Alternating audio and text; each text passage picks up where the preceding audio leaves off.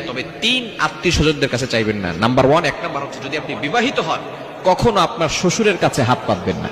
আপনি যদি আপনার শ্বশুরের কাছে হাত পাতেন তাহলে আপনি নিজেও ছোট হবেন, আপনার ওয়াইফ যিনি আছেন সেও কিন্তু ছোট হবে। কেননা প্রত্যেকটা মেয়েই চায় সুখে আছি, কিন্তু যখন আপনি জামাই হয়ে শ্বশুরের কাছে হাত পাততে যাবেন তখনই কিন্তু আপনি ছোট হবেন, আপনার স্ত্রীও ছোট হবে। এজন্য 1 নাম্বার হচ্ছে বিবাহিত হলে আপনি আপনার শ্বশুরের কাছে কখনো হাত পাতবেন না। নাম্বার 2, দ্বিতীয় নাম্বার হচ্ছে আপনি কখনো আপনার বোনের বাড়ি, বোনকে যেখানে বিয়ে দিয়েছেন সেই বোনের বাড়িতে অথবা বোনের জামাইয়ের কাছে কখনো হাত পাতবেন না। তাহলে আপনার বোনের মান সম্মান নষ্ট হয়ে যাবে, আপনার বোনের ব্যক্তিত্ব নষ্ট হবে পারে।